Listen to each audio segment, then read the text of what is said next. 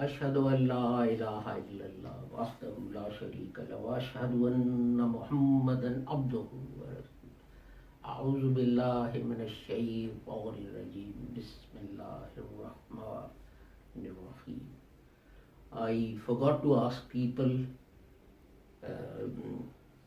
to pray for our dear brother Ross and his family, and also the other member overseas who's facing difficulties with illness, etc.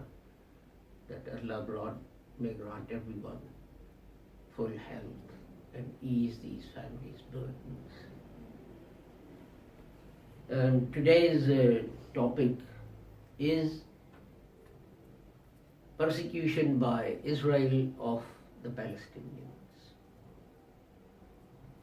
And it is very interesting that these things do not find any mention anywhere on radio, television, media, etc. And there are two instances that I want to bring to your notice.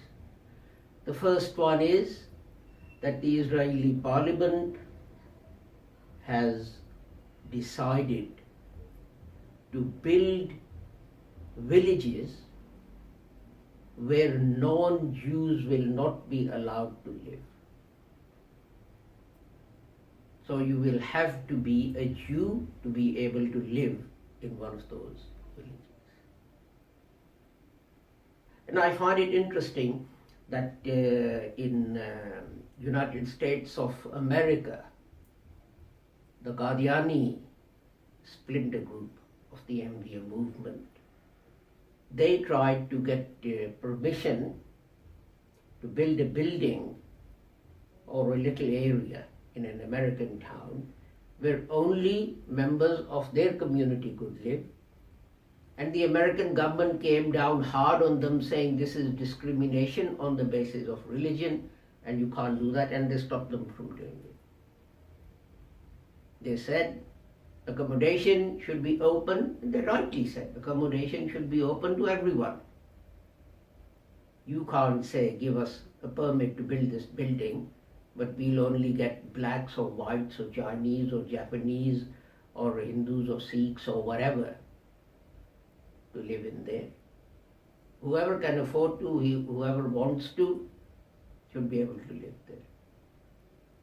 But I find no mention of what is happening in the Israeli parliament anywhere. Indeed, even the Israeli president has spoken out against this act that the Israeli Knesset is debating, and I think they might have passed it by now. The other thing I want to bring to your attention is that there is a village just outside Jerusalem.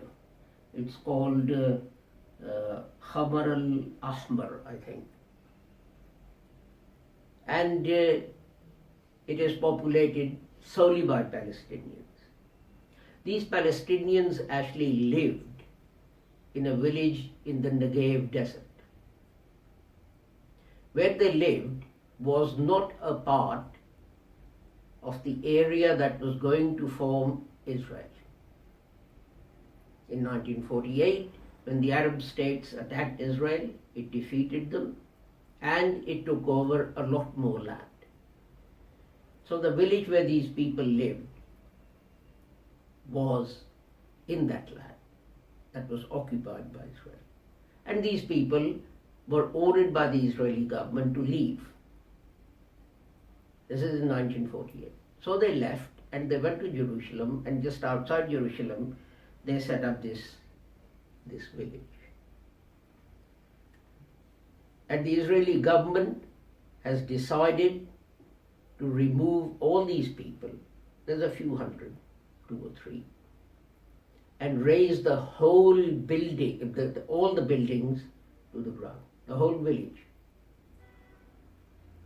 And yet, there are 3,000 Jews who created illegal settlements around the same area, and no action is going to be taken against them. Can you believe, can you think of the furore and the television programs and the newspaper articles that would have been written in the West, and particularly in the United States, had it been a Muslim government who done the same thing to any other religion, Christians or Jews or Hindus or Sikhs or whatever they may be. But Israel does that to a group of Muslims. They're not involved in anything. They're not terrorists. They're peaceful people. Why does Israel want to, the Israeli government wants to grab that village, raise it to the ground and move the Palestinians?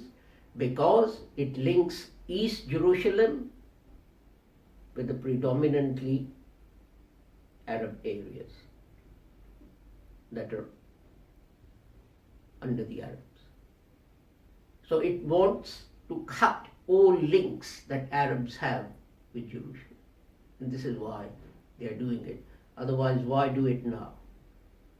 Those people have been living there since 1948. And Israel's claim, the Jewish claim to going back to Palestinian, is based on the fact that we lived there for 5,000 years ago. If you living there 5,000 years ago entitles you to go back to Palestine, why is it that these people who only lived there 70 years ago are not allowed to remain there?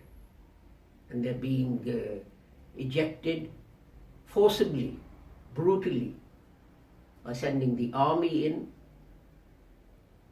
And the interesting thing is that lots of Jews who think that this is totally unfair, who think this is persecution, they actually surrounded this village to try and protect these people. So we should appreciate that there are truth-loving, justice-loving people in Israel, amongst the Jewish community. And not all of them are extremists who are out to grab whatever land they can. Thank you very much for joining us for today's Friday service.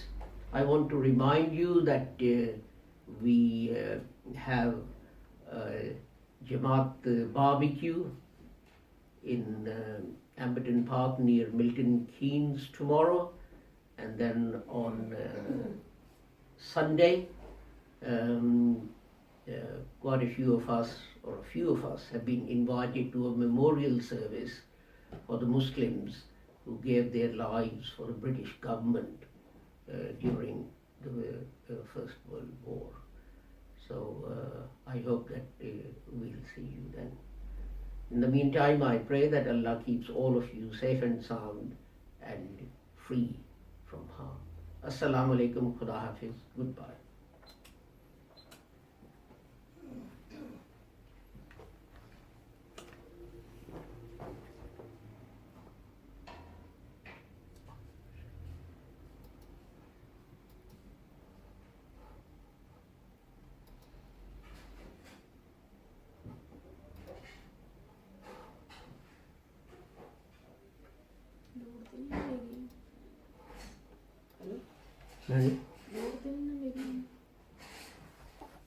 नहीं मैं कर लूँगा पता नहीं click किया था on किया ना